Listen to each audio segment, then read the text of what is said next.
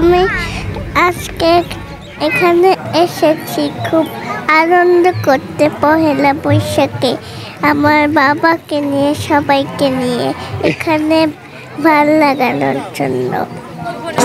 আমরা এবার নতুন যুগে আসছি বা নতুন 24শে জুলাই যে আন্দোলন শহীদ হওয়ার পরে আমরা যে নতুন দেশ পেয়েছি এর প্রথম পহেলা বৈশাখ বাংলা নববর্ষ অনেক ভালো কাটলো, কিছু সমস্যা ছিল কিন্তু তারপরে খুব ভালো।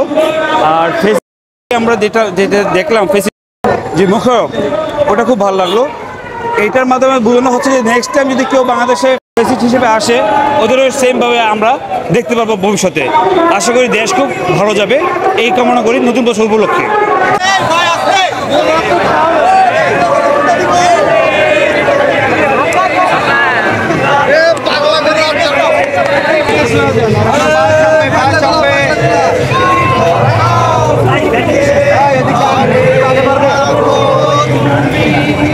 ইতিহাসে ৩৬শে জুলাইয়ের পরবর্তী এই পহেলা বৈশাখ এত ব্যতিক্রম এবং আনন্দঘন পরিবেশে উদযাপিত হচ্ছে।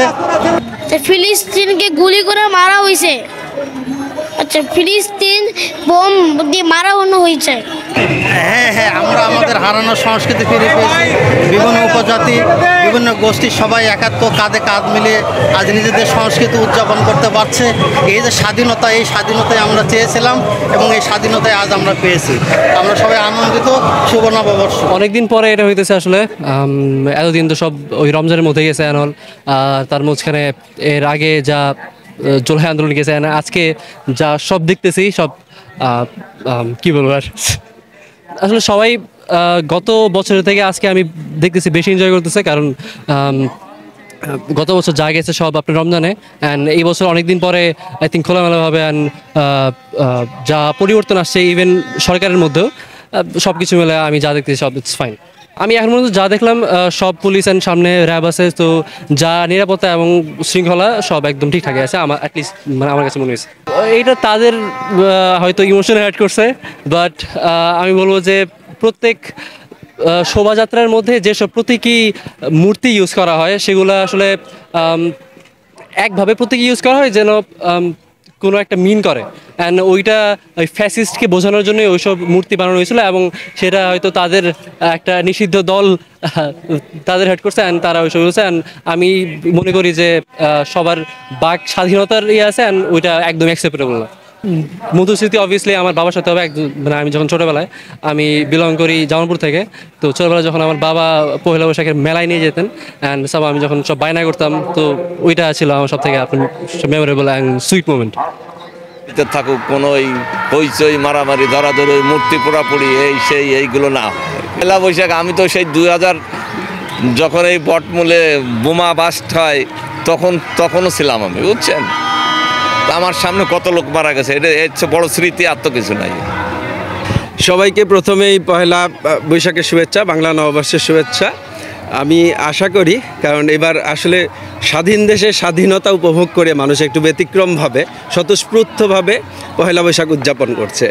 আমি আশা করব যে এইবারের মতো ব্যতিক্রমধর্মী পহেলা বৈশাখ আসলে আমাদের জীবনে আসেনি, কারণ আমরা সবাই একত্রে এসেছি আমার ফুল ফ্যামিলি নিয়ে পহেলা বৈশাখ, এবং বাংলার প্রতিটি মানুষ প্রতিটি ঘরের প্রতিটি প্রান্তে একটি মুক্তভাবে সবাই একটা স্বাধীনতার সুফল উপভোগ করে কিন্তু পহেলা বৈশাখ উদযাপন করছে। এবার কোনো প্রতিবন্ধকতা নাই, ধর্মের কোনো বাধ্যবাধকতা নাই, কোনো সন্ত্রাসী বা ফ্যাসিবাদের কোনো আশ্বাস অবশ্যই না।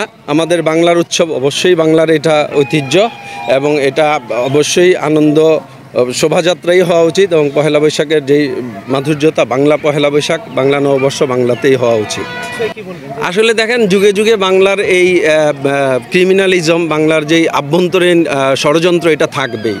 আমরা শুধু নবাব সিরাজউদ্দৌলার আমল থেকে দেখে নেই, সেই ইংরেজ আমলেরও আমাদের নিজস্ব কিছু গতি, নিজস্ব কিছু লোক যারা আসলে অবশ্যই এই দেশকে ভালোবাসে না, তারা এই দেশের লোকই না আমি ধরবো, যে অবশ্যই তারা এটাকে ষড়যন্ত্রমূলকভাবে পুড়িয়ে দিয়েছে, এটা আমি আশা করি না।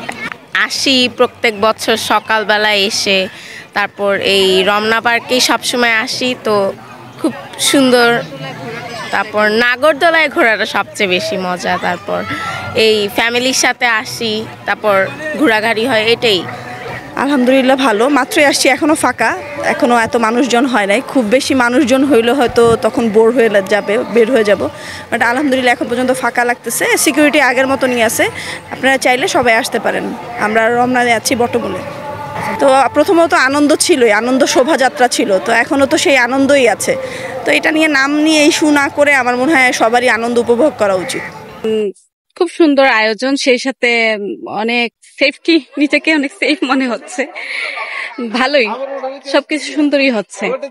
আসলে আমাদের সবারই তো মতামত থাকতে পারে, তাই না? এখন একটা নিষিদ্ধ করা হয়েছে একটা সংগঠনকে, কিন্তু আমাদের মতামত তো থাকবে। গণতন্ত্র মানেই তো মতামত। তো স্বৈরাচার তো, যেহেতু আমাদের অনেক বড় অভ্যুত্থান হয়েছে, স্বৈরাচার হয়েছে, কিন্তু আমাদের মতামত তো চেঞ্জ হয়ে যায় নাই। হ্যাঁ, তো উনি হয়তো ওই মতামত থেকেই ওনার স্বৈরাচারের মূর্তিটা পুড়িয়ে দিয়েছে।